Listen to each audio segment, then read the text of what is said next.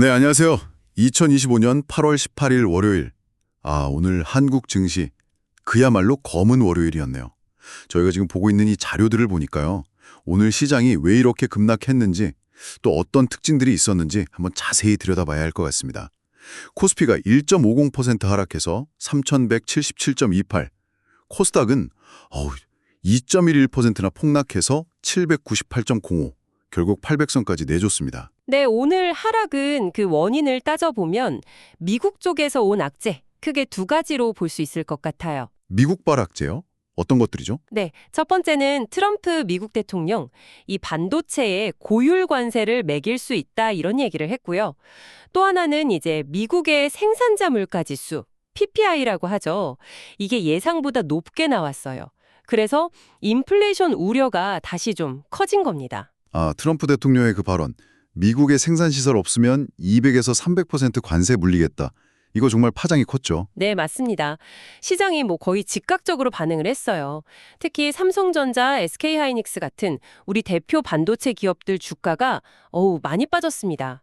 삼성전자가 2.23%, 하이닉스는 3.25%나 내렸으니까요. 와, 진짜 이런 지정학적 발언 하나하나가 시장에 바로 영향을 주네요. 특히 반도체는 더 민감한 것 같고요. 그렇죠. 반도체 산업이라는 게 워낙 글로벌 공급망이 복잡하게 얽혀 있으니까요. 이런 정치적인 변수에 더 민감할 수밖에 없습니다. 게다가 이제 말씀드린 대로 미국의 7월 PPI까지 높게 나오니까 이게 기업들 비용 부담이 커진다는 신호잖아요. 네, 그렇죠. 그러니까 인플레이션 공포가 다시 고개를 들면서 전반적으로 투자 심리가 확 위축된 거죠. 그 결과로 외국인들이 많이 팔았군요. 자료 보니까 코스피에서만 5,400억 원 넘게 순매로 했던데요. 네, 외국인 매도가 하락을 주도했다고 볼 수 있습니다. 그리고 이게 반도체만 그런 게 아니라 그동안 시장을 좀 이끌었던 전력 설비나 건설 기계, 2차 전지 같은 다른 주도주들도 대부분 같이 하락했어요. 시장 전반적으로 분위기가 안 좋았군요. 그런데요, 여기서 약간 좀 흥미로운 데이터가 하나 있습니다. 어떤 건가요? 이렇게 시장이 급락하는데도 불구하고 개인 투자자들의 신용융자 잔고랑 미수금, 그러니까 보통 비투라고 하죠. 이 규모는 오히려 늘었다는 거예요. 네. 시장은 떨어지는데 빚내서 투자는 더 했다고요? 네. 고객 예탁금 자체는 조금 줄었는데 레버리지를 이용한 투자는 오히려 증가한 것으로 나타납니다.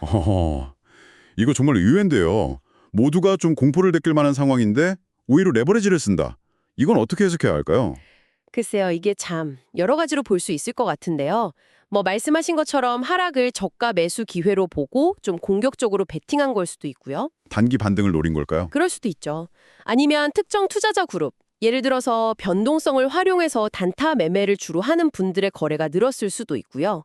또 한편으로는 어쩌면 시장의 장기적인 상승에 대한 믿음이 여전히 강하다는 걸 보여주는 걸 수도 있습니다. 다만 이런 레버리지 증가는 앞으로 시장 변동성을 더 키울 수 있는 그런 요인이 될 수는 있겠죠.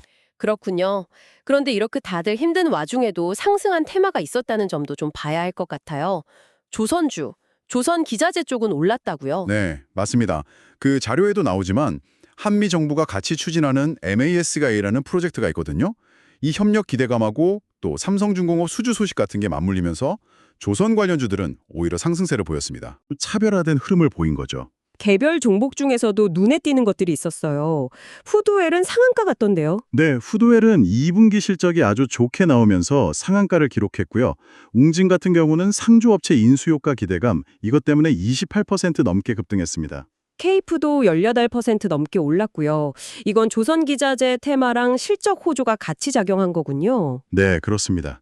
그리고 신규 상장한 삼양컴텍. 와, 이건 116% 넘게 급등했네요. 와, 대단하네요. 네, 그러니까 시장 전체의 어떤 거시적인 흐름도 중요하지만 결국 개별 기업의 실적이라든지 아니면 인수합병 같은 고유한 일수, 이런 펀더멘털 요소들이 주가에 얼마나 큰 영향을 미치는지 다시 한번 보여주는 사례들이라고 할 수 있겠습니다. 자, 그럼 오늘 분석한 내용들을 한번 정리해 보겠습니다. 2025년 8월 18일 우리 증시는 트럼프 대통령 발언 그리고 미국 PPI 상승 이런 외부 충격에 크게 흔들렸습니다. 특히 외국엔 매도가 거셌고 반도체 같은 주도주들이 약세를 보였죠. 네. 하지만 그 와중에서도 조선주처럼 정책 기대감이 있거나 또 개별적으로 실적 같은 호재가 있는 종목들은 어려운 시장 상황에서도 선방하는 모습을 보여줬습니다. 결국 이 글로벌 경제 상황이나 지정학적 변수들이 우리 시장에 정말 빠르고 직접적으로 영향을 미친다는 걸 다시 한번 확인했고요.